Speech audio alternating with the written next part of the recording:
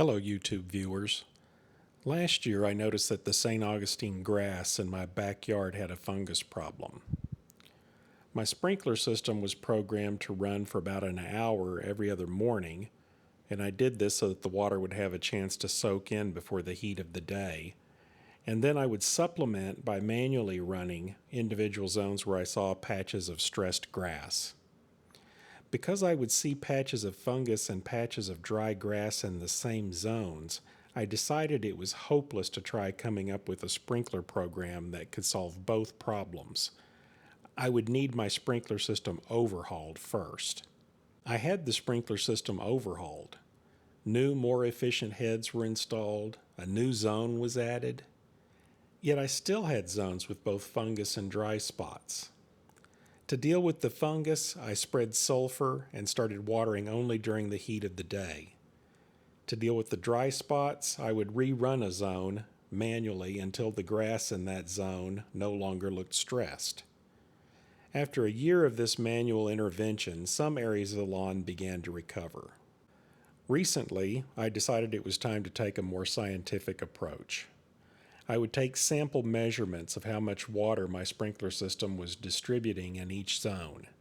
Then I would use those measurements to develop a program that would distribute at least 1 inch of water across all zones once each week.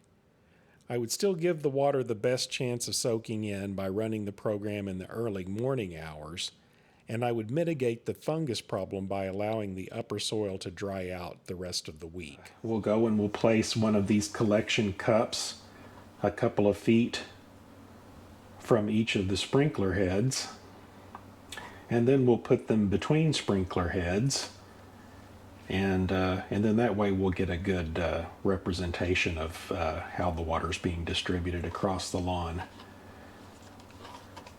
So let's go out and see if we can start putting these in the ground. First thing I'm going to do is I'm going to distribute these cups around the lawn. So you can see we got one sprinkler head here. And these sprinkler heads are the type that spray a rooster tail of water.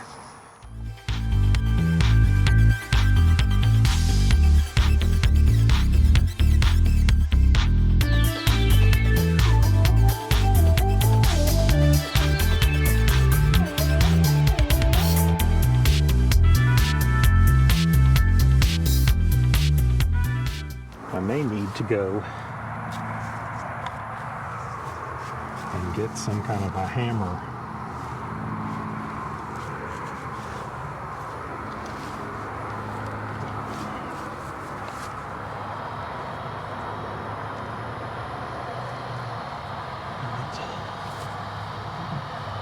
Doesn't have to go all the way down.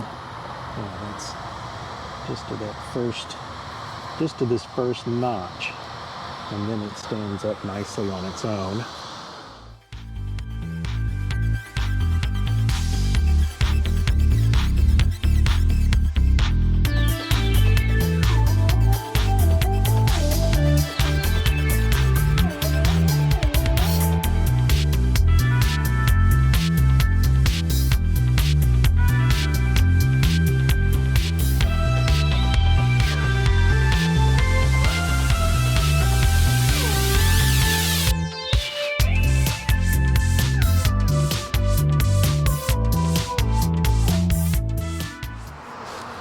St. Augustine, by the way, it's really easy to tell when it needs to be watered, because you can see here that these leaves are opened.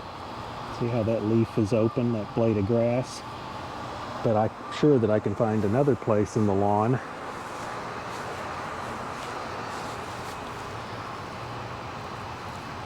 where it looks like it needs water. I mean, you can see that these blades of grass, how they're folded up, and they do that to conserve water. But what it's indicating to me is that this area needs water, whereas that area doesn't. So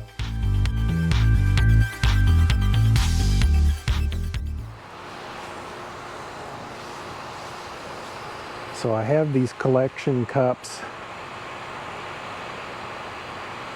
positioned around the lawn.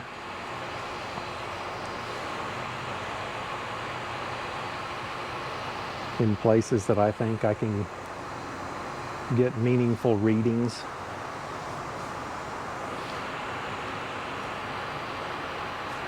If I had a perfect setup, I would have one more collection cup here. I would have a collection cup in the center over here, and I would have a collection cup right here. You know, I've changed my mind. I'm going to move these. I'm going to move this one to over here.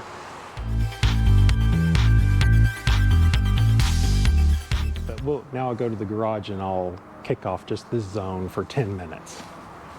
So what we want to do now is run a single station. Looks like it's the back lawn from the perimeter. So we want zone 7. So I'm looking for station 7 to light up. And station 7 is set for 7 minutes, but we're going to kick that up to 10 to make the computations a little easier. And let's get that running.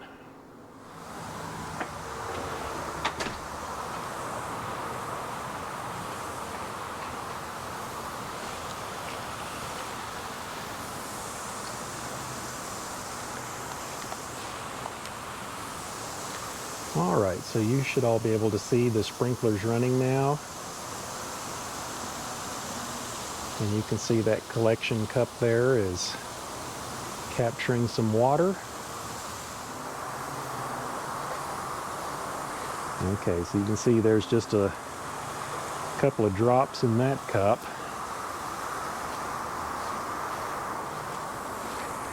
And a couple of drops in that cup. A little more in that one. Oh, it's coming back this way. I better move.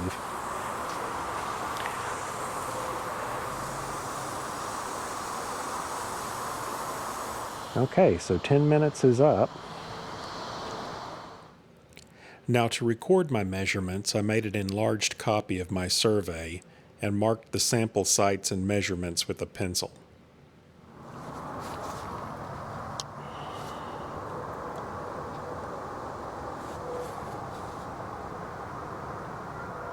This one has between 15 and 20 units, because I still don't know what units those are. So between 15 and 20, we'll say 17.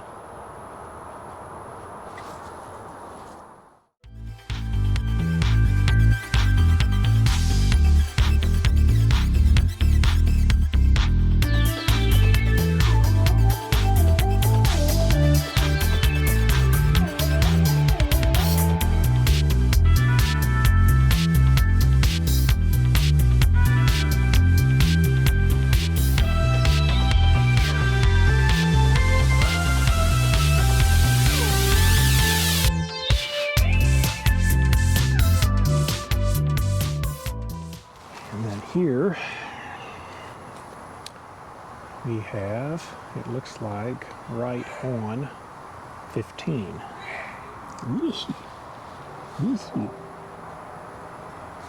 Okay, so now what I want to do is set my collectors for this next zone.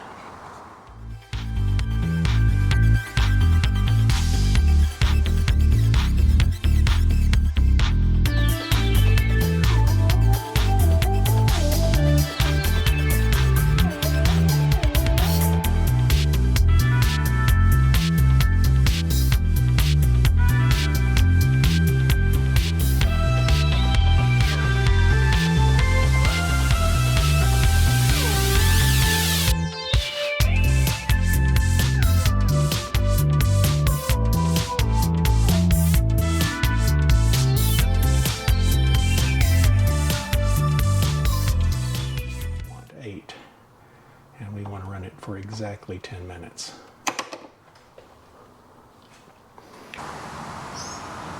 See how much more water these little guys move than those rooster tails? And they distribute the water so much more evenly.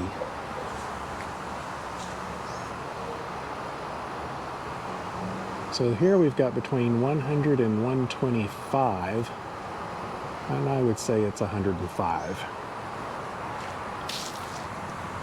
Enormous amount of water. 105.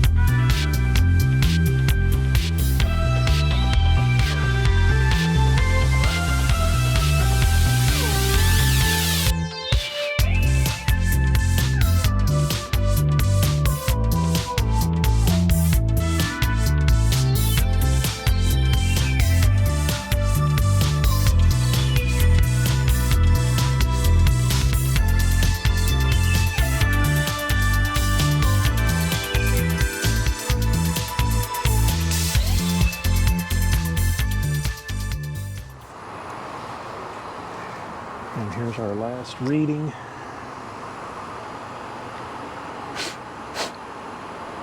We got between 25 and 30. Looks like maybe 28.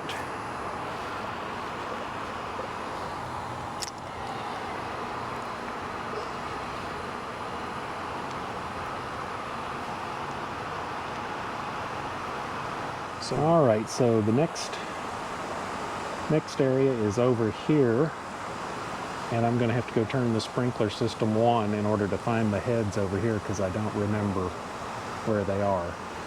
After I finished measuring the other 6 zones, I broke down the collection cups and rinsed the mud off. Next, I wanted to transfer my measurements to a grid. This would allow me to transcribe the measurements to Excel and retain the spatial relationship between the measurements. Finally, with much trial and error, I was able to develop a program that I believe will optimize my watering time in each zone and begin to restore my lawn. If you find my videos entertaining or informative, please subscribe. And if you liked this video, please click the thumbs up icon. I also appreciate your comments. Until next time, thanks for stopping by.